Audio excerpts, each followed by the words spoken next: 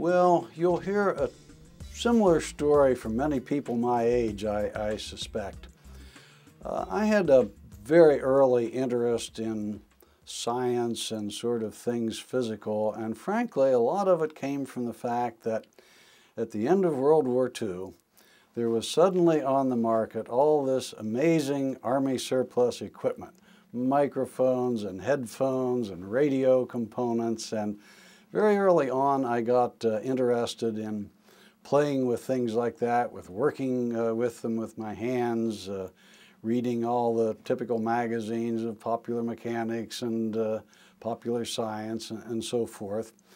The interesting thing, however, is that I never really developed any affection at all for mathematics until somewhat later.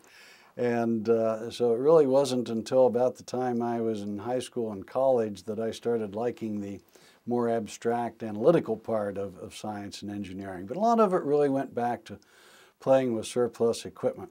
I have to tell you one other story because it's a little amusing.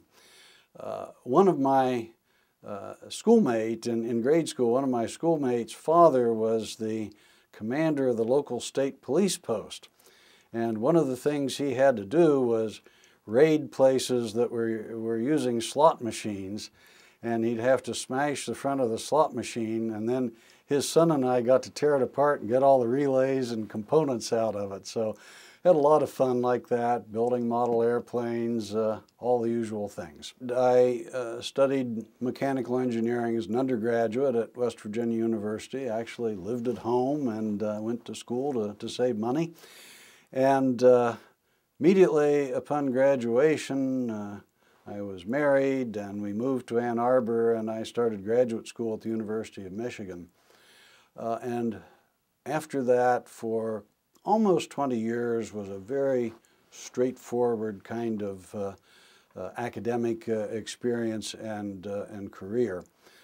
I did my thesis work under a quite extraordinary professor from Turkey named Vedat Arpaci, and we worked in what I would really call applied science today, worked on something called hydrodynamic stability theory, but it was a lot of work in fluid mechanics, thermodynamics, heat transfer, which at that time were very exciting fields because they advanced quite dramatically in association with the space program. But I worked in a more sort of theoretical part of that. Then when I graduated, I ended up having several opportunities to join good faculties around the country, but I ended up staying at the University of Michigan. And when I did that, I decided, well, I should do something really different. The last thing I wanted to do was stay on and continue the kind of work my thesis advisor did. So at that time, the field of holography, three-dimensional photography, if you will, based on the use of then very new lasers, was being developed largely at Michigan because in its modern form it was really invented by two faculty members there, Emmett Leith and Ura Supetniks.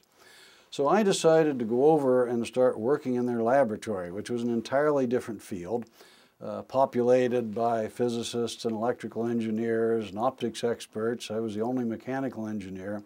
And I got very interested in how this technique of forming these amazing three-dimensional images of things could be used to measure properties of importance in the kind of engineering I did.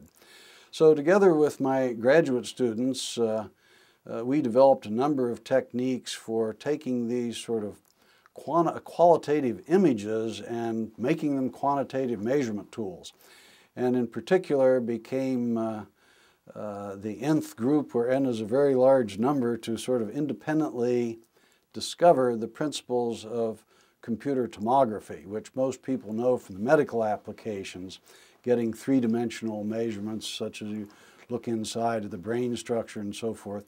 We did this for things like wind tunnels and flames and chemical experiments.